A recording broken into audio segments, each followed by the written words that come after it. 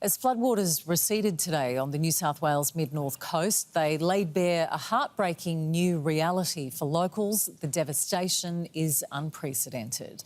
But supply lines are starting to reopen, allowing much-needed food deliveries for people and their animals, along with the help needed to recover and rebuild.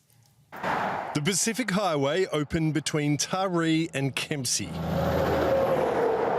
Underwater for days, the reopening arterial means supplies can get where they're needed most.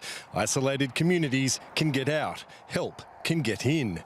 But it also means a true picture of this disaster is emerging. Today broke my heart right into seeing Taree first and foremost was heartbreaking enough when we got in there, but today was next level, and I know it's just going to continue escalating. From the northeast to the central coast of New South Wales, there are still communities cut off, helicopters going where roads don't. Thousands are displaced, many houses are no longer homes to return to. Unfortunately, at this stage, we are well into the 400s when it comes to uninhabitable or destroyed properties.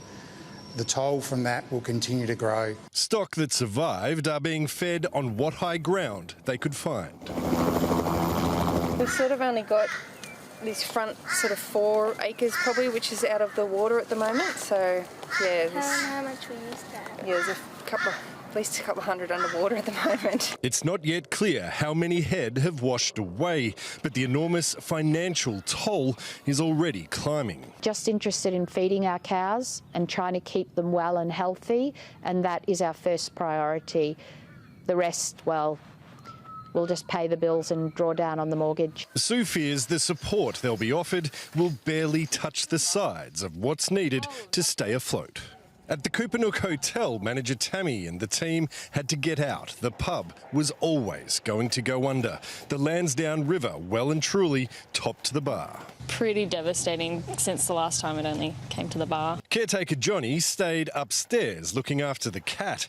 He sent updates as the ground floor went under. Yeah, no, he wouldn't have left even if we tried to make him. Today is the first day the team can get back in and start cleaning up a place that is usually a refuge for the community. We already had a couple of locals come down and try and pitch in, but it's just at that point where it's not quite safe to have many people in here yet. Overnight, the water that brought so much destruction finally dropped enough to allow some neighbours to help out at Deb's place up the road. The smell, just the mess, it's just, yeah, everything's gone.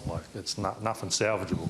Mitch lives in Lansdowne, his place on high ground, but he's been out for days helping people get to safety and start the clean-up now that the danger has passed.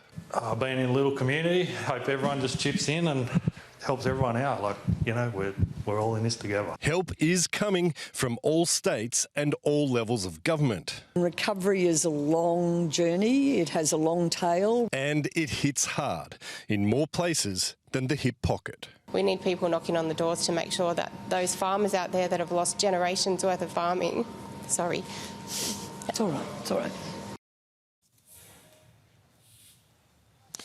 Now, that was Tanya. She's the member for Myall Lakes, and what broke her today was getting out to the regions she hadn't had a chance to have a look at yet. One of those was Wingham. When she was asked about what she saw, that's what brought her to tears today, and that's where I am tonight. I'm going to bring you some overlay that shows you just how devastating this flood was. This area is normally quite a nice little nature reserve along the banks of the Manning River. It has been torn apart. Locals are out tonight having a look at the level of destruction just to get a gauge on what tore through here. Now, on Mawson's property, which aligns next to the park there, he had trucks, he had stock, he had tanks.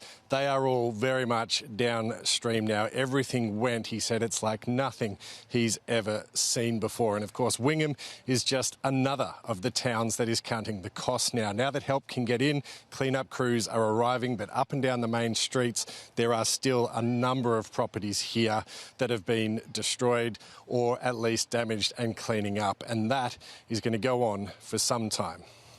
Thanks, Chris. Chris Campey joining us live from Wingham.